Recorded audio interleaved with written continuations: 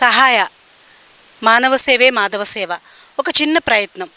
ఈరోజు సహాయ టీం వారు మచిలీపట్నం విజిట్ చేయడం జరిగింది. ఇక్కడ మున్సిపల్ పార్క్లో ఏదో ఒక చిన్న మ్యూజికల్ ప్రోగ్రాం జరుగుతుంది. అయితే ఆ మ్యూజికల్ ప్రోగ్రాం వివరాల్లోకి వెళితే మనం కొన్ని విషయాలు తెలుసుకోవచ్చు. అస్సలు నవ్వని వాళ్ళని కొంచెం నవ్వించవచ్చు, అస్సలు ఏడవని వాళ్ళని ఏడిపించవచ్చు. అయితే నేను మీకు పరిచయం చేసే యువతని ఎవరైనా ఏడిపించగలరా? ఛాలెంజ్.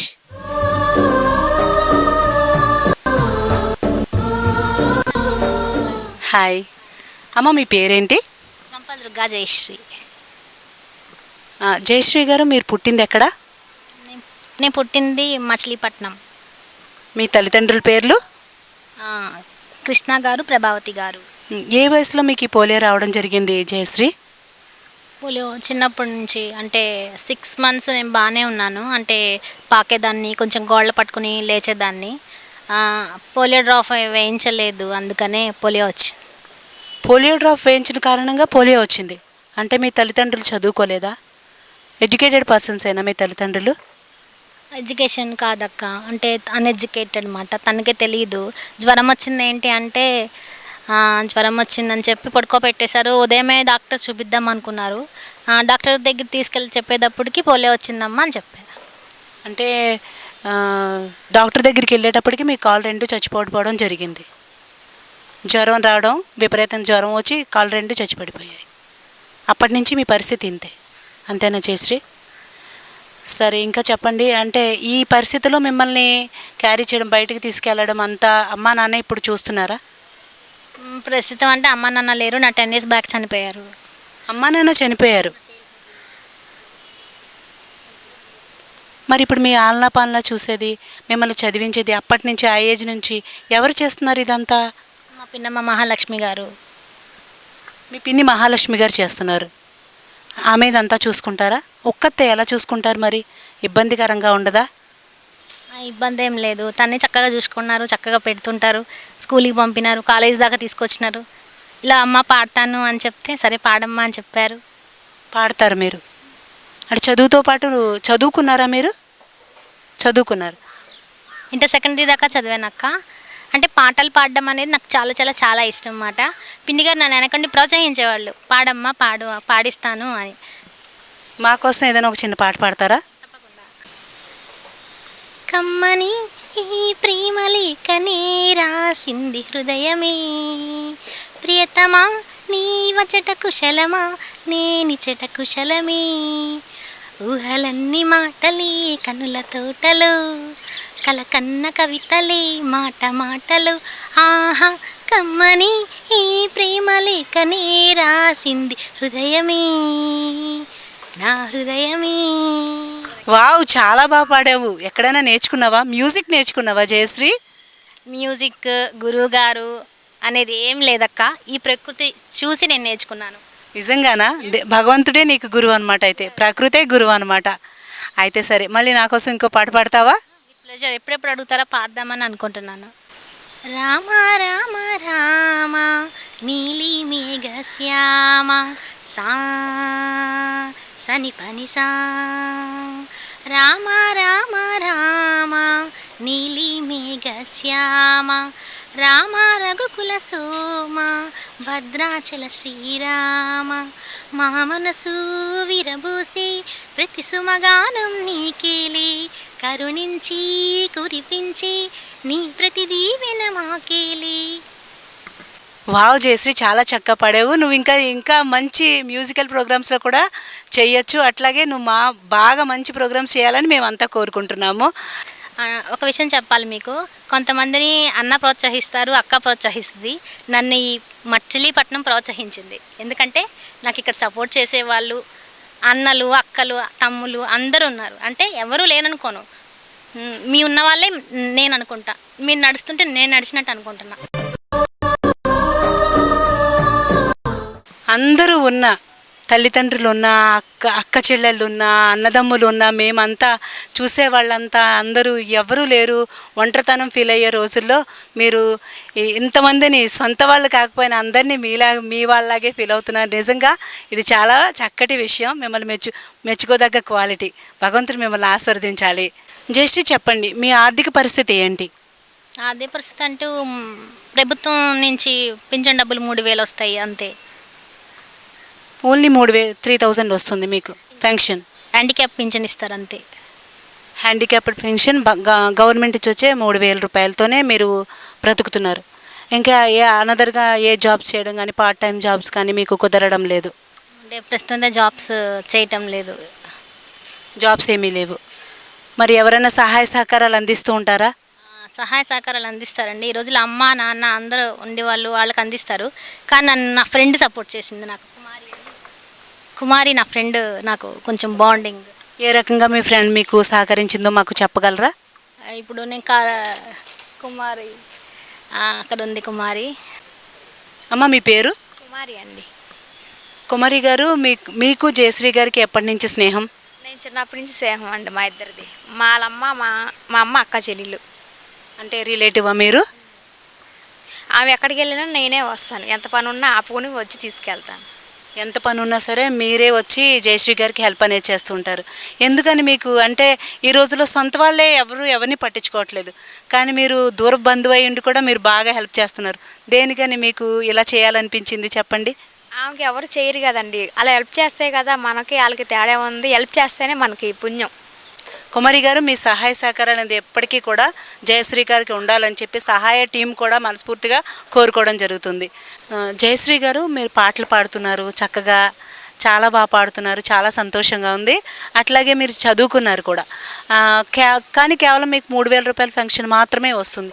మరి మీ ఆర్థిక పరిస్థితులు ఏంటి చెప్పండి? ఆర్థిక పరిస్థితి అంటే పింఛన్ వస్తుంది అక్క. అంటే దేవుడిచ్చిన నాకు ఒకటి బ్యాడ్ అయితే ఇంకోటి గుడ్ ఉంది.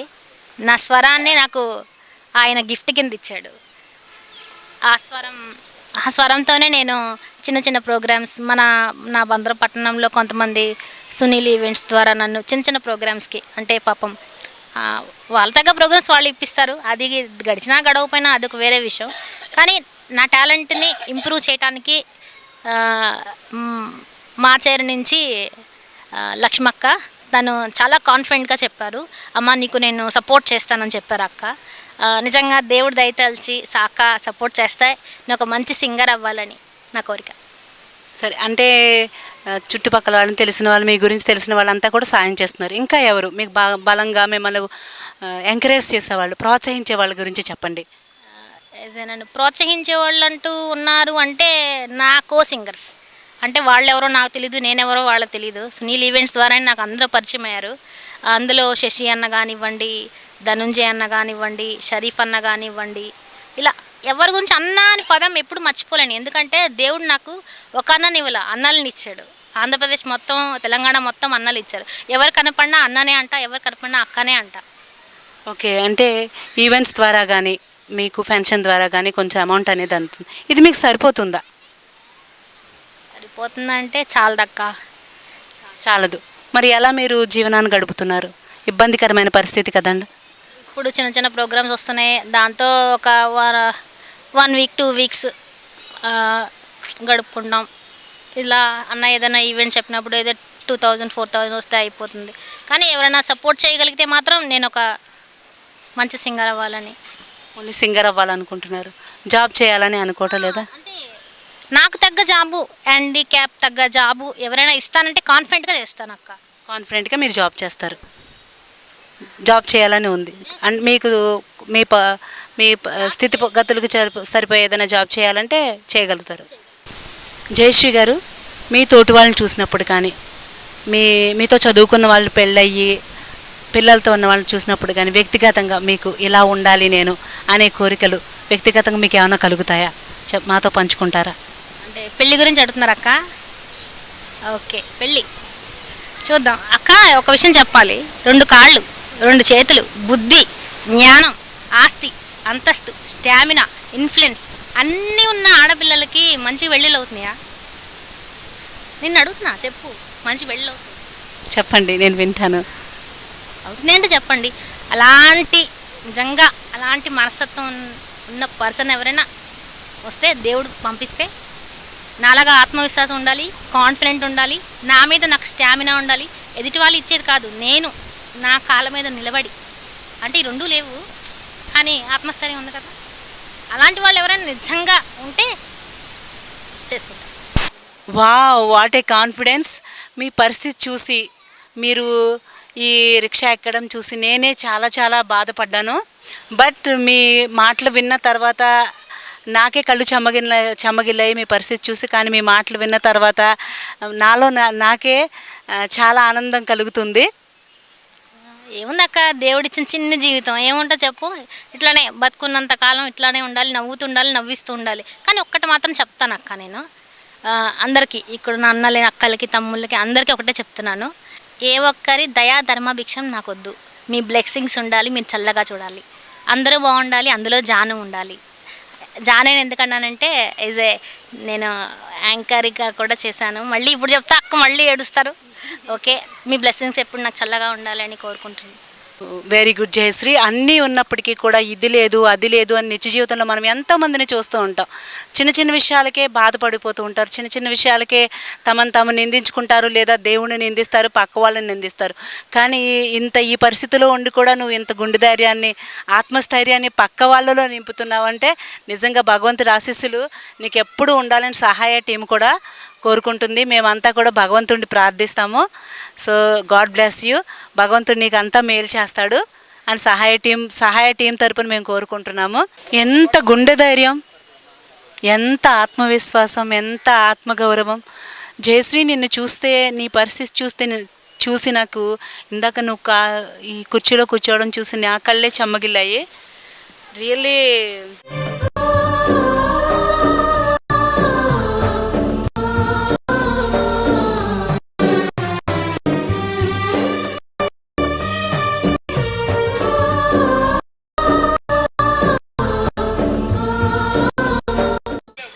నన్ను ఆశీర్వదించండి, నన్ను బ్లెస్ చేయండి, నన్ను విష్ చేయండి.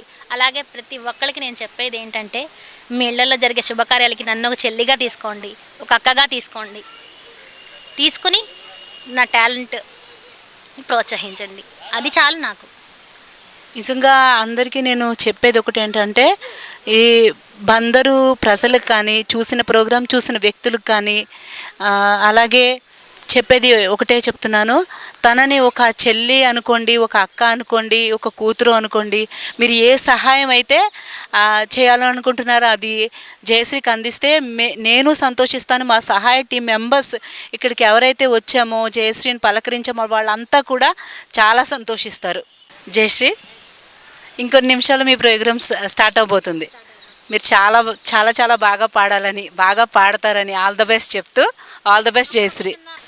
ఇక్కడికి వచ్చిన సహాయ టీం వాళ్ళకి నా ధన్యవాదాలు. అలాగే నారాయణ దాస్ గారు, రాజగోపాల్ గారికి స్పెషల్ థ్యాంక్స్.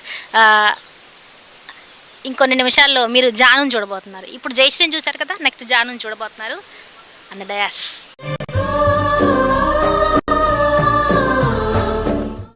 అమెరికాలో ఉన్న నారాయణ దాస్ గారు, అలాగే హైదరాబాద్లో ఉన్న రాజగోపాల్ గారు జయశ్రీ గురించి విని సహాయ టీంని ఇక్కడికి తీసుకొచ్చి జయశ్రీని ఇంటర్వ్యూ చేయడం జరిగింది. అలాగే రాజగోపాల్ గారు కూడా ఇక్కడికి రావడం జరిగింది. ఈ ప్రోగ్రాం మేమే కాదు, సహాయ టీమే కాదు, ఇంకా ఎవరైనా ముందుకొచ్చి, ఈ ప్రోగ్రాం చూసిన ఎవరైనా ముందుకొచ్చి జయశ్రీకి తమ సంపూర్ణ సహాయాన్ని అందించాలని మేము మనస్ఫూర్తిగా కోరుకుంటున్నాము. అలాగే ఎవరైనా మానవత్వంతో తనకి, జయశ్రీకి జీవితాంతం తోడుగా ఉంటారని, తనని పెళ్లి చేసుకోవడానికి ఎవరైనా ముందుకొచ్చినా కూడా మమ్మల్ని సంప్రదించండి, తన లైఫ్ అంతా చాలా చక్కగా ఉండాలని, ఇంత ఆత్మస్థైర్యం గల యువతికి సహాయం అందిస్తారని చెప్పేసి మేము మనస్ఫూర్తిగా కోరుకుంటున్నాము. ప్రార్థించే పెదవుల కన్నా సహాయం చేసే చేతులు మిన్న అని ఆర్యోక్తి ఉండనే ఉంది కదా. కాబట్టి మనం పెదవులతో జయశ్రీని ఆశీర్వదిద్దాం, అలాగే చేతులతో సహాయం చేద్దాం. మీకు చేతనైన సహాయాన్ని తప్పక అందిస్తారని మనస్ఫూర్తిగా సహాయ టీం అంతా కూడా కోరుకుంటుంది. ముందు నేను చేసిన ఛాలెంజ్ కొంచెం ఏడిపిందాం పదండి అని చెప్పేసి మనం ఛాలెంజ్ చేశాను. కానీ జయశ్రీని ఇంటర్వ్యూ చేసిన తర్వాత, తన పరిస్థితులు చూసిన తర్వాత, తనను కూర్చోబెట్టి తన కుర్చీలో కూర్చునే విధానం చూసిన తర్వాత నా కళ్ళు చెమగిలినాయి. అలాగే చూసే వాళ్ళ కళ్ళంతా సహాయ టీం అంతా కన్నీళ్ళు పెట్టుకుంది. కాబట్టి ఆత్మస్థైర్యంతో ముందుకెళ్తున్న ఆ యువతిని మాత్రం మనందరం ప్రోత్సహిద్దాం, మన సహాయ సహకారాలని అందిద్దాం. Thank you.